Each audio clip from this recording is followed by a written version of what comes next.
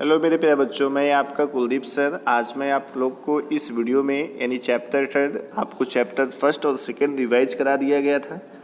आज इस वीडियो में आपको चैप्टर यानी 3 आपका था एरर एनालिसिस, त्रुटीय विश्लेषण था। आज मैं आपको इसको रिवाइज कराऊंगा, ठीक है। तो चैप्टर को आपको अच्छे से समझना है जिससे कि इस चैप्टर से आने वाले क्वेश्चन आप कर सके, ठीक है।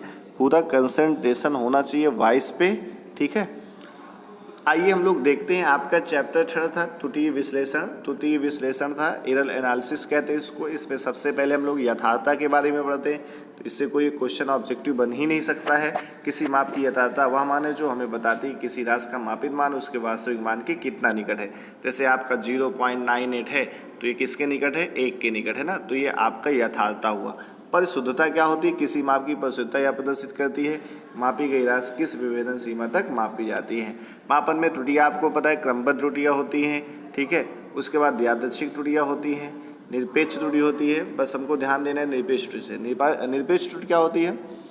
किसी भौतिक राशि के वास्तविक मान तथा प्रेक्षित मान या प्रायोगिक मान के अंतर के परिमाण को हम लोग क्या कहते हैं? निरपेक्ष त्रुटि कहते हैं। इसको लिखना चाहें तो हम लोग लिख सकते हैं delta mod of delta N is equal to mod of delta A N is equal to mod of A minus A N. ऐसे आप इसको लिख सकते हैं। माध्य निरपेक्ष त्रुटि क्या होती है? मीन एब्सोल्यूट एरर क्या होता है? किसी भौतिक राशि के मापन में निरपेक्ष त्रुटि के माध्य मान को हम लोग क्या कहते हैं? निरपेक्ष त्रुटि कहते हैं। क्या कहते हैं? माध्य निरपेक्ष त्रुटि कहते हैं। आप इस तरीके से यहाँ पे इसको लिख सकते हो।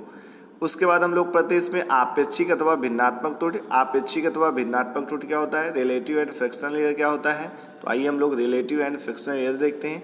किसी भौतिक राशि के माध्य निरपेक्ष त्रुटि तथा वास्तविक मान के अनुपात को माध्य निरपेक्ष त्रुटि लेंगे और वास्तविक मान का जो अनुपात होता है वो आपका भिन्नात्मक त्रुटि कहलाता है। प्रतिशत त्रुटि को क्या कहते हैं? भिन्नात्मक त्रुटि को 100 से मल्टीप्लाई कर देते हैं, वही आपका होता है परसेंटेज एरर होता है। इससे रिलेटेड आपको क्वेश्चन कराए गए थे। इस तरह के तो क्वेश्चन आपके पेपर में पूछे नहीं जाएंगे, ठीक है। आपको योग में त्रुटि बताया गया था, अंतर में त्रुटि बताया गया था, उसके बाद आपको गुणन में त्रुटि बताया गया था, ठीक है। ये सारी चीज़ें आपको आनी चाहिए।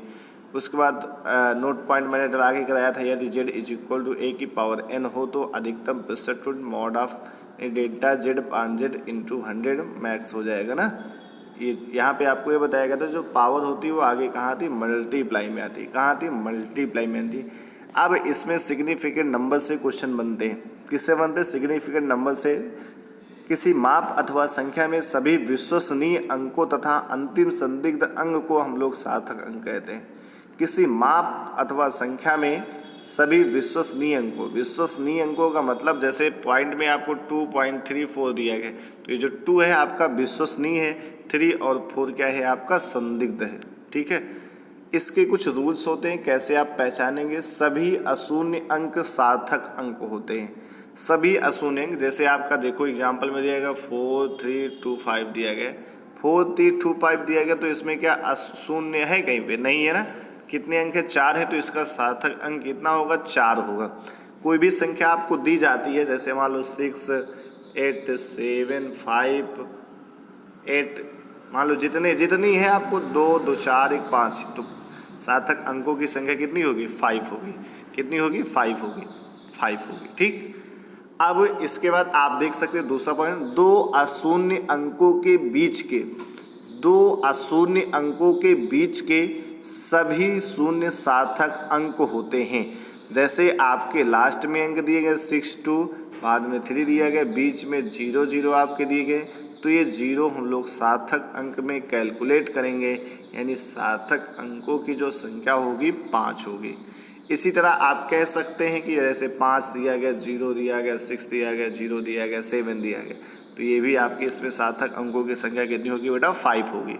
कितनी होगी? 5 होगी।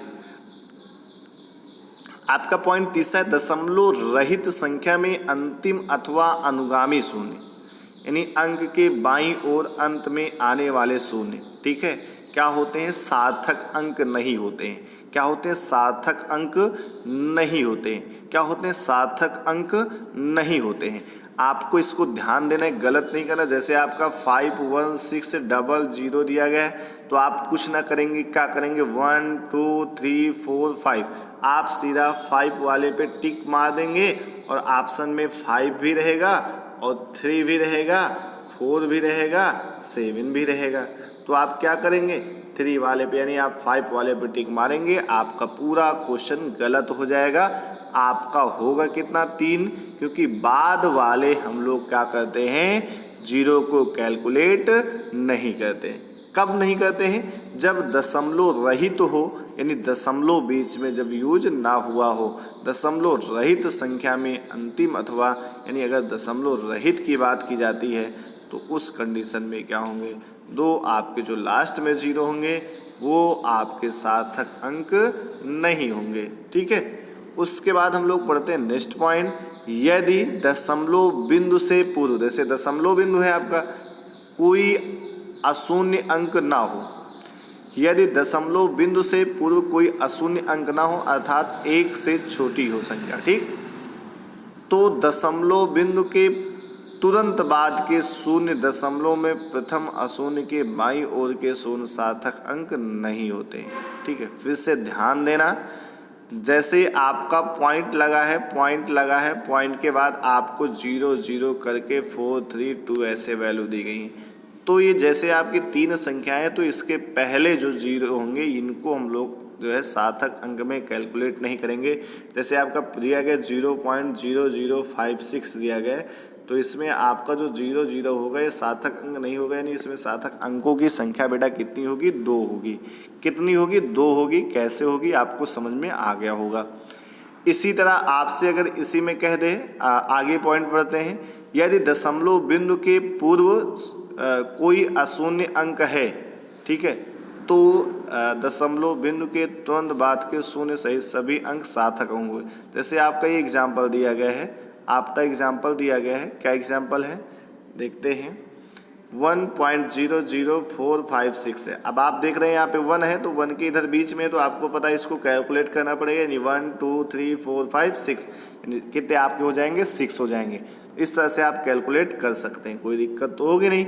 इसके बाद हम लोग पढ़ते हैं 1 2 3 4 है आपके, 4 सार्थक अंक है आपके, ठीक है, 4 आप कैलकुलेट करिए। यानी अगर इस तरीके से दिया गया, अगर जैसे आपका दिया गया 0.5900 आपका दिया गया, तो इसमें सार्थक अंक यानी बाद में है, तो इन जीरो को आपको सार्थक अंक में कैलकुलेट करना पड़ेगा। इस कंडीशन में आपके सार्थक अंकों की संख्या कितनी होगी, 4 होगी। कितनी होगी बेटा, 4 होगी। कितनी होगी, 4 होगी। आपको इस पॉइंट को बहुत विशेष ध्यान देना है। 0.45600 दिया गया है, अगर इस टाइप से दिया गया है, आगे पॉइंट लगा हुआ है, तो बाद वाले जो शून्य अंक होंगे वो आपके सार्थक अंक होंगे। इस कंडीशन में आपके सार्थक अंकों की संख्या कितनी होगी, 5 होगी। ठीक, उसके बाद आगे हम लोग पढ़ते हैं, दशमलव बिंदु के दाईं ओर किसी अशून्य अंक के बाद सभी शून्य सार्थक अंक होते हैं। दाईं ओर के बाद आप समझ सकते हैं, आप जैसे दिया गया है, अब जैसे पहला है आपका, पहले 0.01240, अभी हमने यही तो समझाया, बाद वाले आपके सार्थक अंक होंगे तो इसमें 5 हो जाएंगे। इसमें कितने हो जाएंगे, 1 2 3 4 5 6 हो जाएंगे। तो इस तरीके से आप सार्थक अंक निकाल सकते हैं, कोई भी क्वांटिटी।